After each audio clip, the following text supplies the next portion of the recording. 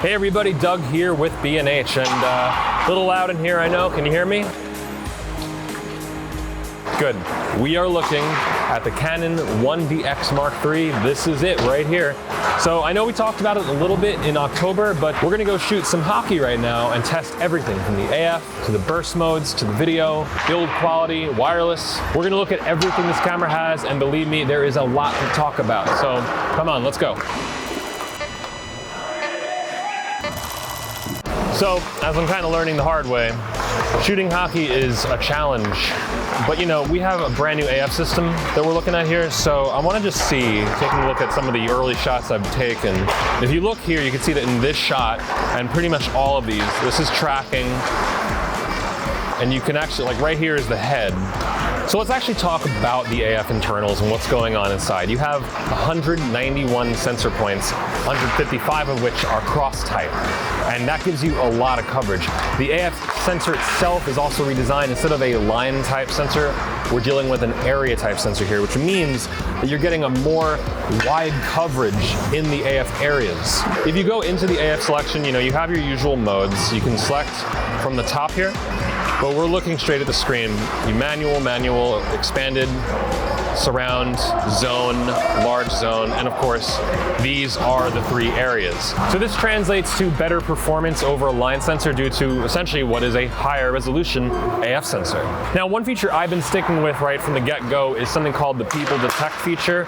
This is a prioritization in the AF that allows you to prioritize people as opposed to just any random object, even if it's in the same plane. Under subject tracking in the AF menu, we go there, AF priority, and we have enable or disable for people. And like I said, this basically just prioritizes people, especially the face, if you happen to have them in the frame. You may actually see this in the AF point review when you look back at your images, that the AF will eventually drift back up towards the face, even if it initially locked into the center chest area, for example. So I'm just taking a look at a couple images. I mean, it's keeping up. It really is. You can see here actually when somebody crosses over. This is the people detection at work. It's following this player right here, and this guy passes over. The point actually disappears, and then briefly takes a sec. It actually manages to catch on right before he's covered again, and then resumes despite multiple people coming in. Very powerful. You know, right now it's only losing it because his face is turned, but it's still staying focused on the general area. Now, probably the coolest new AF feature, and this is really gonna be a convenience feature for most, is the smart control. Now, this is an optical control that is on the AF on switch. There's another one here on the grip. So what that does is when you're selecting your focus point, you know, you have the whole area to choose from, and normally you'd go with the joystick and you could move it, you know, relatively quickly. You could reset it fast enough, but this allows you to move it almost like a trackpad on a laptop. Yeah. So you can just very easily go back to the center and then immediately move it over. And the great thing about this is that you can do this in both live view and in the optical viewfinder. So one last note on the AF system is that Canon has really worked hard to unify the experience between the optical viewfinder and the LCD screen. So if you're in live view and you're trying to focus, it's kind of the same experience. Like we were just talking about with this button here, you can actually see the exact same grid moving just as fast as you would on the live view. And not only that, but any settings that you change, the zone operation of your autofocus is mirrored in both the optical and the live view, despite the fact that they actually use different sensors to acquire their autofocus. The autofocusing system for the optical viewfinder uses a combination of the Digic 8 and Digic X processors to do it in tandem, so it's extremely fast, whereas in live view you're using just the Digic X.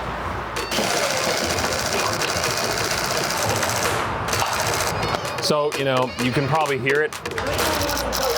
It's fast. We got up to 16 FPS in optical, up to 20 FPS using the live view, and that's both mechanical and electronic shutter.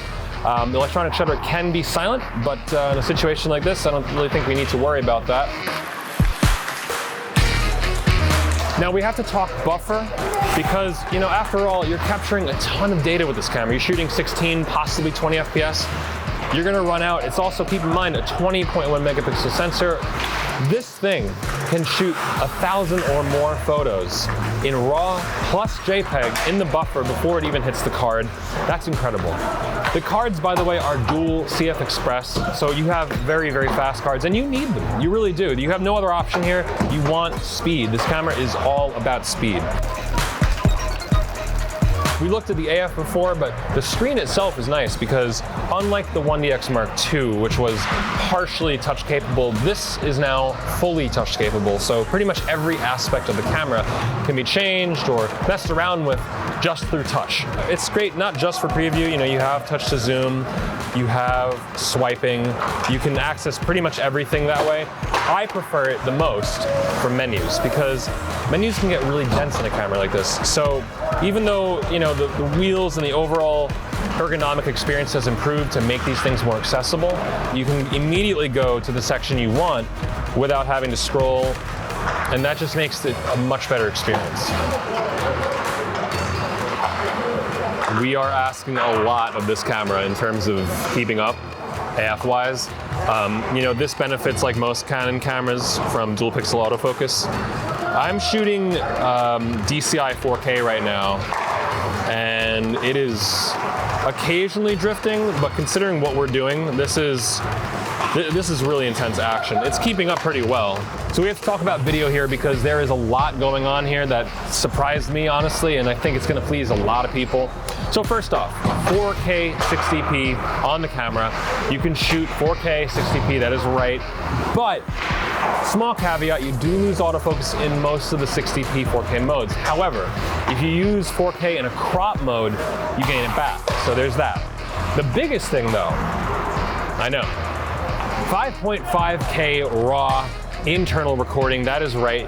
It's on this camera. I'm actually kind of shocked. It records straight to the CF Express cards with C-Log enabled, so you can get the highest dynamic range possible on this camera. It shoots with an enormous bit rate of like 2,600 megabits per second, so it's gonna be clean.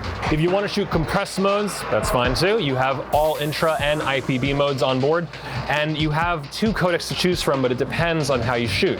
So in most picture profiles, you're looking at 8-bit 420, and that gives you H.264, AVC. If you're shooting in Canon Log, that automatically puts you into HEVC at 10-bit 422. So I'm gonna shoot a little bit of both the HEVC with Canon Log and the H.264 without Canon Log. Unfortunately, I can't shoot RAW because we don't have a way to process it yet, but this should give us a good example of the color of the camera. There we go, that's a nice one right there.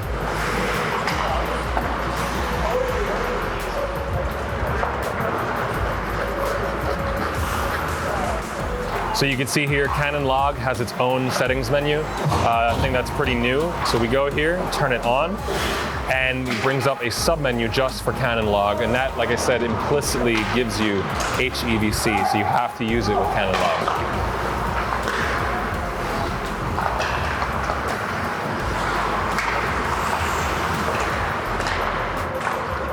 We didn't really talk too much about the sensor. This is a brand new 20.1 megapixel sensor. There's a new processor, the Digic X, that drives the camera, and there's a new optical low pass filter, so you're gonna get razor sharp images. So the new sensor sees an increase of 1 stop in sensitivity. Now you're up to 102,400.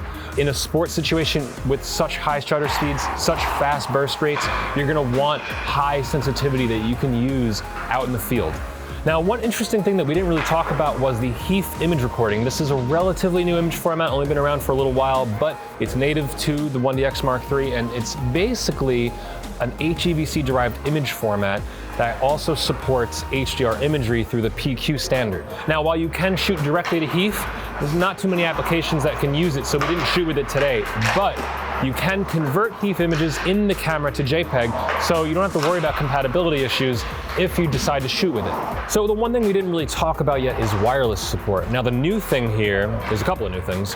Built-in wireless support, so you have 2.4 gigahertz Wi-Fi and Bluetooth built into the camera. But if you want extended Wi-Fi capabilities, this is the WFT-E9A, and this will give you an extended range, dual band support, and 2x2 MIMO support as well.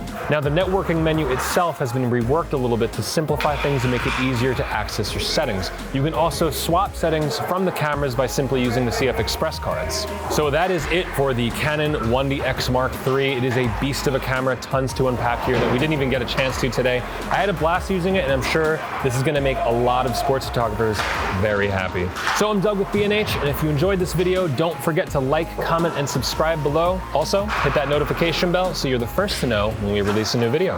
I'll see you next time.